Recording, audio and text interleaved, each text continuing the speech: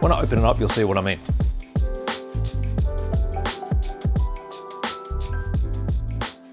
Hello, this is BJ from Hearns Hobbies, and welcome again. I have something a little bit different. I've got this Hasegawa resin kit to have a look at. Now this is called Hostess. Now I have opened another one of the kits before. These are 1/12 scale resin kits. They're all actually hand sculpted by Satoshi Sujimura, who is a Japanese sculptor. And they're very rarely hand sculpted these days, and particularly to this particular quality too. When I open it up, you'll see what I mean. Now, this one is a series in what they call the real figure range. And they tend to have one new one every 1 or 2 months in their releases. So, being the hostess, you're probably wondering what that all means, but let's see from the top camera. Now, you see the artwork. Artwork is always very nice in these particular series, and actually is very nice in any of the Hasegawa kits. Hasegawa primarily is a plastic injection molding company. And going to the resin is a reasonably new thing over the last few years, but I think they've picked it up and run with it quite well. Now they've been able to mass produce what we used to call as garage kits into semi-mass production. So you won't get these all the time. They generally are only available in a single release. But when you can get them, they are fairly readily available during that time span of their release. Now 12 scale is quite a nice size figure. They work perfectly with either 12 scale bikes or 12 scale cars. Now being the hostess, and you see the background here, well, she is to represent a hostess that you'll see in a hostess club quite often in Japan. But I mean the attire she's wearing, I mean that would not look out of place next to a motorcycle or a car, or even just as a figure by itself. Okay, so on the back you'll see an actual painted example of the figure, and here is the sculpted version in the raw. Now, as a sculptor, he's incredibly good, gets it all very clean. I mean, especially these days when 3D design and also printing is assisting with these. The only issue with 3D printing is it gives you a very good master, which still needs to be cleaned because you get layer lines. Now, by sculpting it like this, it's already pre-cut and already very smooth. So the finish on a hand sculpted model, I think, is still nicer or more organic than a 3D printed one. Although with 3D printing you can get some really fine details now, so you know there's a bit of positives and negatives with both. So with that, let's open it up and we'll see what we get. Okay, so we've got all the resin parts all very nicely packed in some bubble wrap, or in Japan as they call it, puchi. And then we have some nice instructions too. So let's put the instructions over here. We'll unwrap all the parts and have a closer look at them. Okay, so all we have is 2 bags of parts. Move this aside. And let's have a closer look at this one. Let's zoom it in. We've got the torso and the legs, so we've got the main components in here. Now what I'm always interested in is the face primarily, because that's the part which gives you the most human connection of a figure rather than just looking like a toy or a doll. Now if I can do my special zooming feature there, that gives you a really good indication of how well proportioned and how nicely sculpted these are. Now bear in mind these are all hand sculpted. Okay, so up here you can see a little bit of flash which just needs to be cleaned off. So even though they're very cleanly sculpted pieces, you still will have a few areas where the molds might be multi-piece and you still need to clean up a little bit. So there's a little bit more around this ear here as well. But all in all, amazingly crisp details. And if you can see this much depth out of a single color piece, you can imagine how good it's going to look once it's painted. Okay, so you've got the profile here, and you've got the hair all done in a bun. And that is incredibly intricate. Very well done there.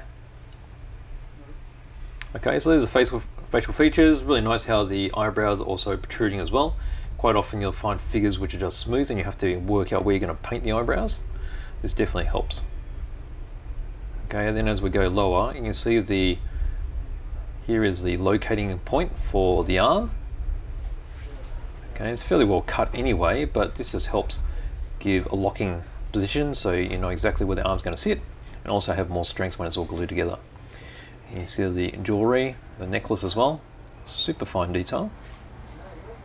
And very clever how you've got straps here for the dress. They're used as a separation point for the arms, so it'll be easy to hide the actual join line. Getting over here, you've got the locating point, and it's being pre-cut. You can see the clothing as well. Clothing has really nice creases, and then you've got some more jewellery there. Super fine work. I mean, getting resin like this and so clean is not an easy feat. Quite often they're really rough and ragged and need a lot of work. There you go, you've got another locating block for the back of the dress. And there's the back there. Got a small strap detail there from the necklace.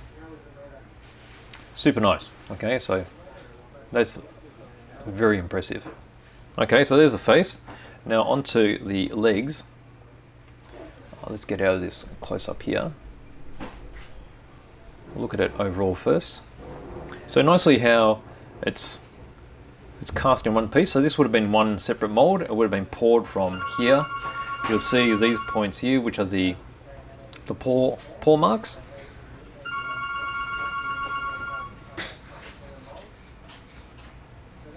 And you can see how fine the heels are as well.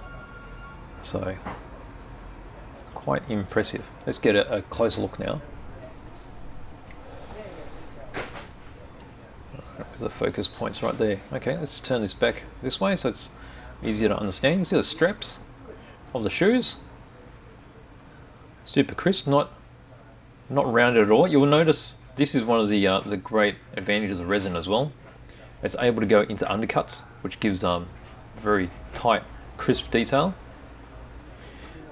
And that's a join point there. So once you trim this, you just need to clean those up a little bit with some sanding paper.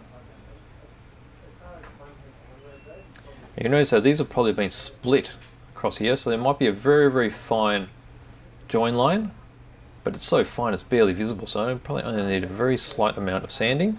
There will be another one across this side as well. But even just anatomical details, you can see the knee there.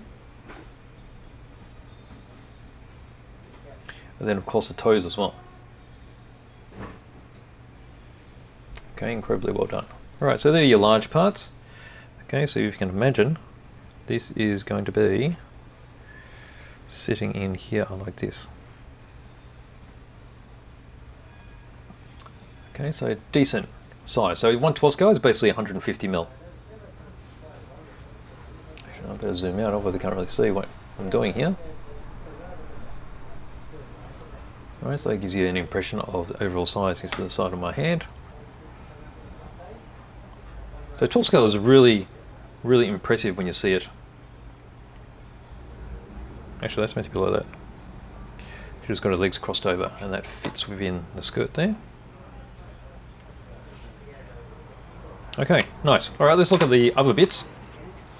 What else do we have? We have one more bag here with all the smaller components.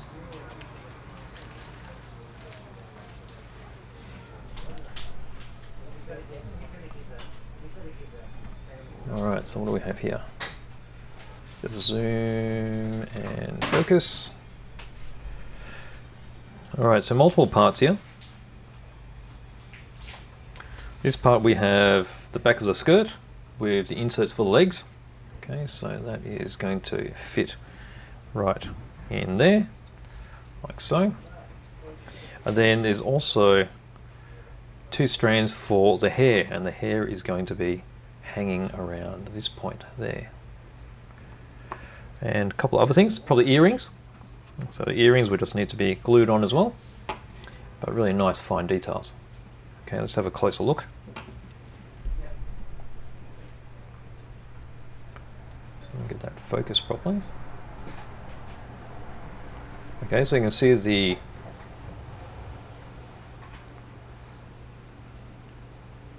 all the creases for the fabric. And then the hair itself, you can see how fine that is. And then the earrings as well. So the earrings need a little bit of touching up, not a lot. But the shape on the bottom, the dangly parts, are actually very crisply cast. And this is an example of incredibly good casting. You know, there's no air bubbles that can be seen. There's nothing worse than having air bubbles in resin, because basically that area will not be strong. You need to drill them out and refill them. But this is all fully sanded, fully solid, which means you can see the curve here, okay, which means it probably went through a centrifugal mold and also under pressure, which releases all the gases. Okay, so there's that part there. And then we have the arms. Okay, so let's zoom back out. So we've got the arms like this. See this arm here, which is holding onto the side. If we're careful, we might be able to get that to fit on here. Like so. Can't really get it to fit perfectly because there's that join on the top, but you can see how it fits fairly well already. Because quite often, even with resin, it'll shrink somewhat while it's curing, and it goes out of shape. But this is very well done. Okay, so there's that arm there. And then you have the opposing arm, which would fit in here, like so. Okay, let's have our last close-up look at these parts. Let's find a part I can focus on. There you go. So you can see how smooth these parts are.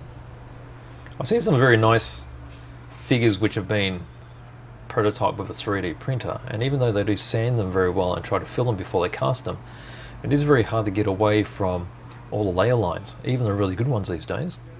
But you can see how smooth this is. It's basically like, it's exactly as the sculptor intended it to be. Okay, see a little nice little fold in the elbow there, and then you end up with really fine fingers. You see there's a little bit of cleaning up there to do. Not a lot though. Nothing that's impossible. Okay, so that's all your parts. Okay, so they're the really good bits. Let's go on to the manual. So they give you a nice manual. Quite often, like a garage resin kit won't have very much shown, but being a big company, I mean, Hasegawa actually put some effort in here. You got full listing for the paint, which shows the GSI numbers. You've got the lacquer-based Mr. Hobby here, and then you've got your AQS numbers on this side. As we open up, it's got the cautions, which is pretty standard with all their plastic model kits, and then also additional instructions on how to deal with resin, because with resin, quite often there'll be a mold release, which is more prevalent on these than on a plastic kit, and just cleaning them with some detergent and a brush can help get rid of all that. As we open it up, we have the very simple assembly instructions. So they're all numbered, but I mean, they're not really numbered on the sprue there, but I think it's pretty straightforward in how it goes together. It's a good thing that they do have this, because it would be quite easy to miss these earrings, and it just highlights that they are parts there. Okay, and then you have the assembled version, just so that you know exactly how it's meant to look when it's finished. And then over here we have a full painting chart in how to mix the different tones. So there's different GSI numbers there and the proportions that you mix them. And then that's it. It's a single page, and it's pretty detailed for a resin figure kit, which is great. So documentation is always good, and then the actual kit is fantastic too. So there we go. That is my open box review of the resin kit 1/12 scale of the Hostess by Hasegawa in resin. So if you like this, please give me a like down below, and if you'd like to see more of this type of open boxings or anything really, please subscribe. So thank you very much for joining me.